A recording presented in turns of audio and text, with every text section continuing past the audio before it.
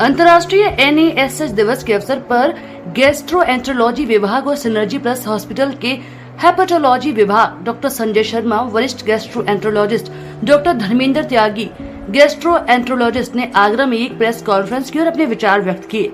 Doctor Sanjay Sharma ने कहा कि लिवर हमारे शरीर का एक महत्वपूर्ण अंग है जो आवश्यक प्रक्रियाओं के केंद्र में स्थित है। अक्सर ये सोचा जाता है कि शराब लिवर की क्षति से जुड़ा एकमात्र कारक है, हालांकि मधुमेह, मोटापा जैसे अन्य कारक हैं जो किसी व्यक्ति को मूक रोग जैसे NAFLD, गैर अल्कोहल फैटी लिवर रोग का शिकार कर सकता है।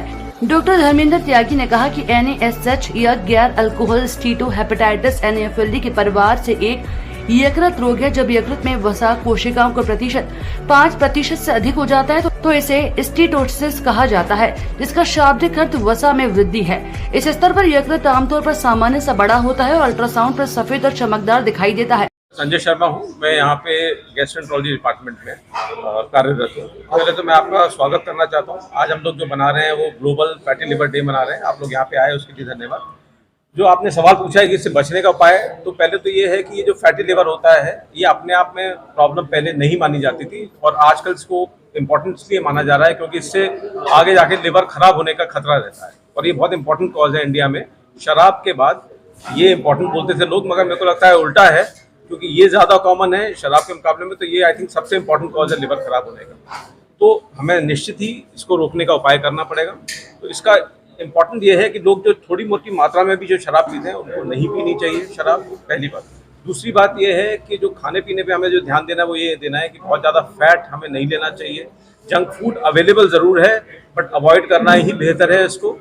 खाना, जैसे हमारी प्राचीन जो विद्युत पद्धति थी उसमें बताया जाता था कि रात को जल्दी खाना खा लीजिए, वो आज भी स्टैंड करता है। अगर हम जल्दी खाना खाते हैं तो वो सुचारू रूप से पच जाता है और वो नुकसान कम करता है। हम लोग देते हैं कि सोने से करीबन 3 घंटे पहले आपको खा लेना चाहिए और उसके बाद फिर आपको कुछ नहीं लेना चाहिए।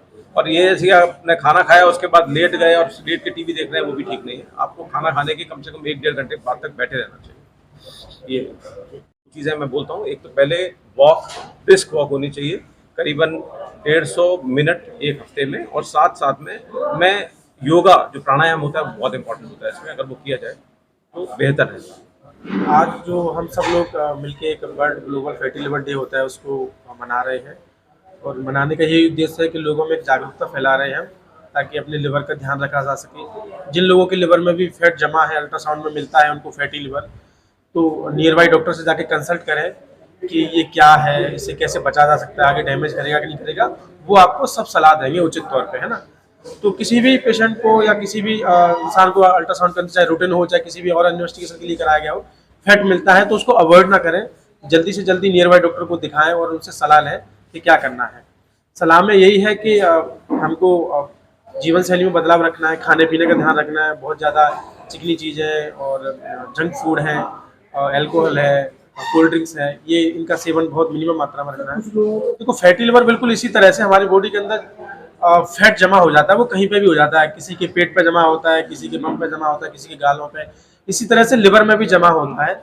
लेकिन जब लिवर में जमा होता है वो, तो लिवर में सिंपल वो ऐसे नहीं है कि खाली जमा बना रहेगा। जब वो वहाँ पे जमा होता है तो धीरे धीरे जाके सूजन पैदा करता है लिवर में, क्योंकि वो वहाँ पे एक्टिव रहता है। सूजन पैदा करता है तो आगे जाके डैमेज भी कर देता है। शुरुआत के फैटी लिवर के लक्षण जनरली नहीं आते हैं। लक्षण तभी आते हैं जब वो सूजन पैदा कर देता है।